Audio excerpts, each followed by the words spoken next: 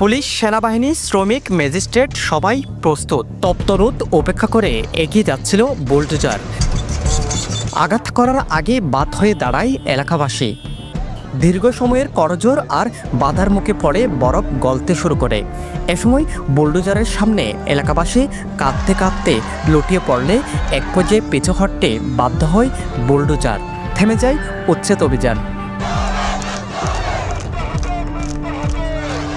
এভাবে দিনভর বাধা আর চেষ্টার খেলায় শেষ পর্যন্ত বাঁকখালী নদীতে তৃতীয় দিনের উচ্ছেদ অভিযান চালাতে পারেনি প্রশাসন। রক্তক্ষয়ী সংঘর্ষের আশঙ্কার ভয়ে পিছু হটতে বাধ্য হয় তারা। শুরুতে পেশকারপাড়া এলাকায় অভিযানকারীরা অগ্রসর হওয়ার চেষ্টা করলে উত্তপ্ত হয়ে ওঠে সেখানকার পরিস্থিতি। পরে বাধার মুখে পথ পরিবর্তন করে আতিক সিয়াবির কবজা থেকে দখলমুক্ত করা এলাকা ব্যবহার করে উচ্ছেদ অভিযান শুরু করার চেষ্টা চালানো হয়, কিন্তু আবারও বাধা হয়ে দাঁড়ায় এলাকাবাসী। এ সময় উভয় পক্ষের মধ্যে উত্তেজনা দেখা দেয়। উচ্ছেদ ঠেকানোর চেষ্টা করা এলাকাবাসী দাবি করেন তারা বাঁকখালী নদীর জমি দখল করেনি। এসব তাদের কারো পৈতৃক, আবার কারো কেনা সম্পত্তি, যা খতিয়ানভুক্ত। উচ্ছেদ করলে তাদের লাশের উপর দিয়ে বুলডোজার চালাতে হবে বলে হুমকি দেন তারা। আমাদের বাপ দাদার আমলে এগুলো ছিল পুকুর।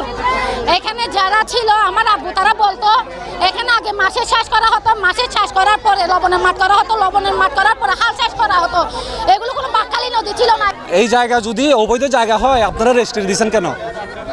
আপনারা খাজনা নিছেন কেন? এত হাজার হাজার লক্ষ লক্ষ অসহায়ের উপর কেন লাথি দিচ্ছেন? আমাদের জায়গা ভাইয়া ছাড়বো না, আমাদেরকে উচ্ছেদ করতে পারবে না। যদি উচ্ছেদ করে জোর করে তাহলে আমাদের শরীরের উপর দিয়ে গাড়ি ছেড়ে যেতে পারবে। আমরা কেউ যাবো না, আমরা সবাই কেন গরিব মানুষ, আমরা অনেক কষ্ট করে জায়গাগুলো কিনছি করবানি করতে। আর লাশের উদ্দি ওনারা যাতে পারবেন। আর ওনারা কাছে একটাই অনুরোধ,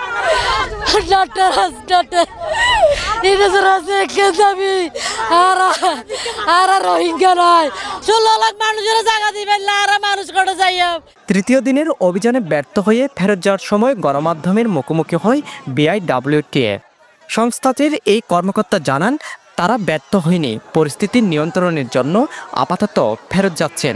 শীঘ্রই আবারও অভিযান চালিয়ে প্রতিষ্ঠানটির আওতাভুক্ত 10 কিলোমিটার নদীর জমি দখলমুক্ত করা হবে বলে ঘোষণা দেন তিনি। কিছু কিছু স্বার্থান্বেষী মহলের আপনার ইন্ধনে আমরা দেখতে পাচ্ছি যে নানান রকম বিশৃঙ্খল পরিস্থিতির সৃষ্টি করা হচ্ছে।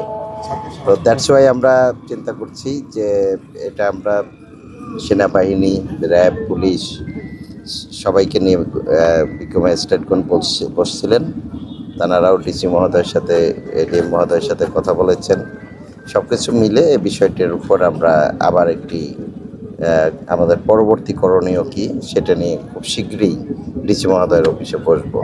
তারপরে আমরা এদিকে অভিযানের প্রথম 2 দিনে 70 একর জমি দখলমুক্ত করা হয়। অভিযান করতে গিয়ে ইটের আঘাতে পুলিশ সদস্য আহত হওয়ার ঘটনায় 10 জনকে এজাহার নামিয়ে রেখে 250 জনের বিরুদ্ধে মামলা করা হয়েছে। এই মামলায় এখন পর্যন্ত 4 জনকে আটক করা হয়েছে।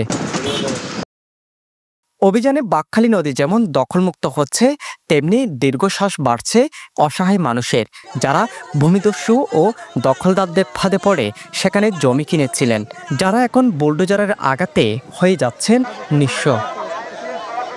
সাজম বড়ুয়া, সাজু, পেনুয়া নিউজ।